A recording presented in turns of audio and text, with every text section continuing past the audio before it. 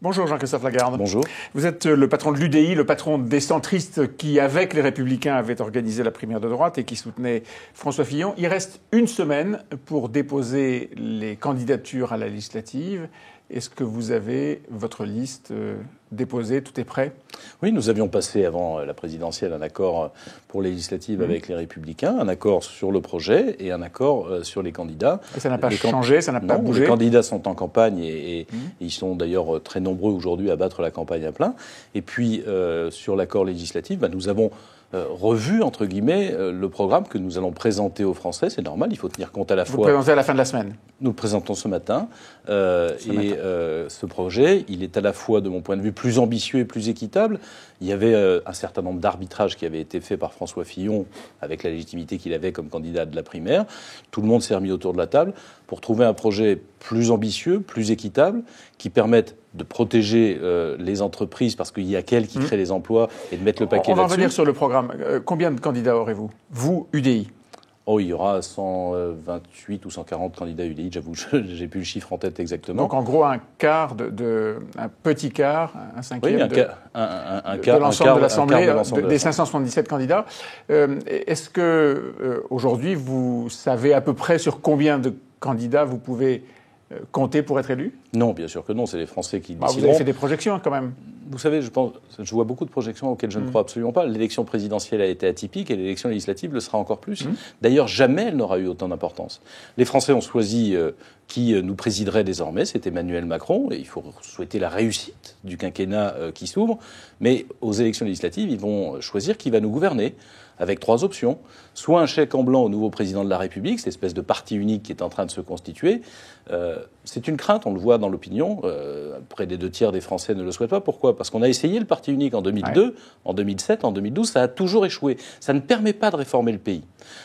Soit il confie à l'UDI et aux Républicains la majorité, et effectivement nous mettrons en œuvre notre programme, soit il n'y a pas de majorité à l'Assemblée nationale, et ça veut dire que les Français imposent la recomposition politique, parce que on parle beaucoup de recomposition politique, mais la recomposition, c'est pas le débauchage individuel de tel ou tel. Non, mais elle peut se faire autour d'un nouveau parti politique, cette recomposition. Non, ça c'est l'absorption par un nouveau parti politique de toutes celles et tous ceux qui s'imaginent une carrière. La recomposition, c'est quand des forces politiques différentes, qui parfois se confrontaient, se combattaient hier, décident de travailler ensemble. Ça, c'est évidemment pas le cas et pas ce qui se dessine, parce que ça n'a pas été la volonté du nouveau président de la République.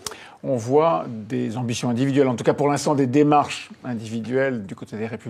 Je pense à Bruno Le Maire, je pense à ce nom qui circule un peu partout, Édouard Philippe, le maire du Havre, être tenté éventuellement d'aller voir du côté d'Emmanuel Macron s'il y a des choses à faire du point de vue politique. Est-ce que vous avez dans vos rangs des gens qui ont des contacts avec Emmanuel Macron, qui regardent, qui s'interrogent? Non, je n'en vois pas. Vous tenez la baraque? C'est pas de tenir la baraque, c'est pas parce qu'il y a une élection... c'est pas parce qu'il y a des postes à distribuer qu'on doit changer d'idée, de valeur, de projet. Et c'est hier au bureau national de l'UDI ce que tout le monde disait. Nous aurons vocation, d'abord, non pas à tenir un combat de revanche, mais à permettre aux Français de proposer nos idées. Je vais vous dire une chose. J'ai entendu le président de la République au Louvre, le 7 mai au soir, dire « Je tiendrai compte de ceux qui n'ont pas voté pour moi au premier tour, c'est mon cas, mais qui ont voté pour moi au second tour. Je sais qu'ils ne partagent pas toutes mes idées. » La meilleure façon qu'ils en tiennent compte, c'est qu'il y ait des députés qui, de l'UDI et des Républicains, siègent à l'Assemblée nationale, parce que les mots d'un soir de victoire peuvent être oubliés. Oui. Les députés qui siégeront dans l'hémicycle, il ne pourra pas les oublier.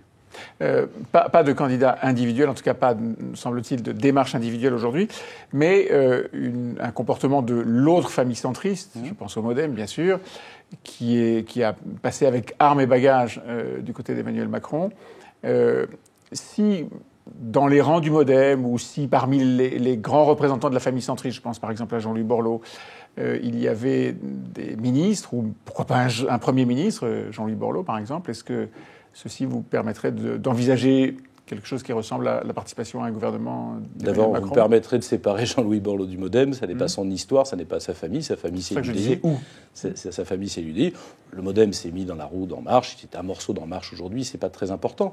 Là, pour le compte, pour ce qui nous concerne, Jean-Louis Borloo n'est pas, en tout cas, il me l'a dit, candidat à ce genre de fonction. Pardon. Et je pense une chose. Il y a toujours eu des ambitions individuelles, des débauchages. Vous parliez tout à l'heure de quelques envies, paraît-il, chez les Républicains. Très bien.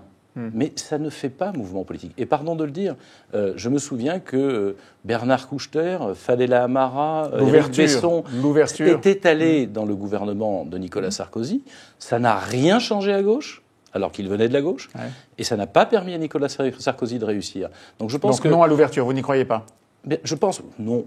Moi, je ne suis pas quelqu'un de fermé. Je dis simplement que tout ce qui sera bon pour la France, on le soutiendra. Tout ce qui sera mauvais, on le combattra. Et si les Français nous font confiance, on pourra mettre en œuvre un programme dont on n'a pas pu réellement débattre dans l'élection présidentielle à cause de la multitude d'affaires dont on a... on va parler assez vite du programme. Juste un mot. Jean-Luc Borloo vous a dit qu'il n'était pas candidat à un poste au gouvernement. Est-ce qu'il vous l'a dit depuis qu'il a soutenu Emmanuel Macron ou est-ce que c'est quelque chose qu'il vous a dit avant? La réponse est oui. Avant, c'était depuis après.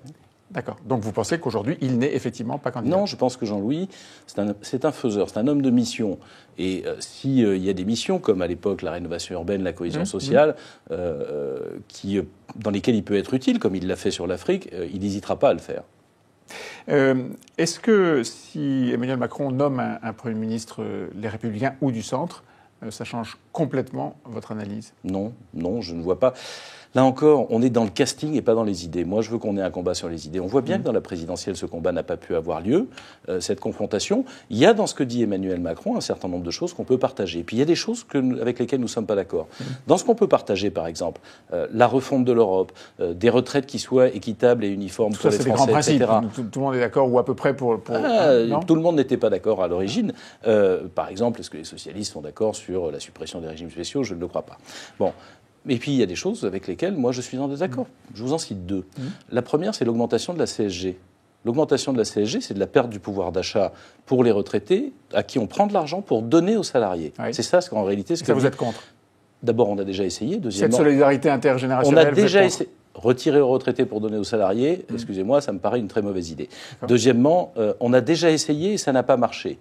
Deuxième idée, dire que quand on démissionne de son emploi, on est indemnisé au chômage. Et dans le même temps, expliquer que quand on perd son emploi parce qu'on est licencié, on sera indemnisé moins longtemps, ça veut dire que pour indemniser des gens qui décident d'aller au chômage, on finit par retirer, on pénalise ceux qui n'ont pas eu le choix. Exactement. D'accord. Donc ça, vous êtes deux idées que je conteste. Alors, qui vont figurer dans le programme, les Républicains et vous, si je comprends bien, présenter ensemble un programme commun. Est-ce que c'est ça?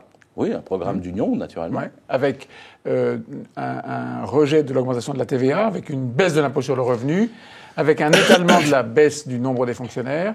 Tout ça, c'est quoi? C'est une façon d'adoucir le projet Fillon? Non, c'est une façon d'abord de mettre le paquet sur les entreprises, sur le pouvoir d'achat et sur l'éducation. Les entreprises, parce que sans elles, on ne crée pas d'emploi. Le pouvoir d'achat, parce que les Français, les petites retraites, les salariés qui rebénéficieront des heures défiscalisées, des heures supplémentaires défiscalisées, c'est un moyen de relancer la machine. L'éducation, parce qu'on a besoin à la fois de mettre le paquet sur les savoirs fondamentaux et d'autonomiser, de responsabiliser les établissements, les enseignants et d'avoir un suivi individuel. Et il y a dans ce projet des avancées nettes que François Fillon avait parfois... C'est-à-dire que vous n'augmentez pas le déficit? Non, non seulement nous n'augmentons pas le déficit, mais nous faisons en sorte de garantir aux Français qu'il n'y aura pas de prélèvement d'impôts supplémentaires. Il y aura même une baisse, au fur et à mesure des économies que nous faisons, des impôts, notamment des impôts sur le revenu. Les campagnes électorales se focalisent toujours sur un ou deux sujets. Est-ce que vous allez essayer de le focaliser sur la CSG? En tout cas, l'idée de la CSG, je le dis, je la conteste. Oui. Nous ne souhaitons pas d'augmentation fiscale. Commencer un mandat, comme le dit Emmanuel Macron, par une augmentation de la CSG, pénalisant au moins les retraités, vraisemblablement les salariés, nous paraît une bien mauvaise idée. Merci Jean-Christophe Lagarde. Merci.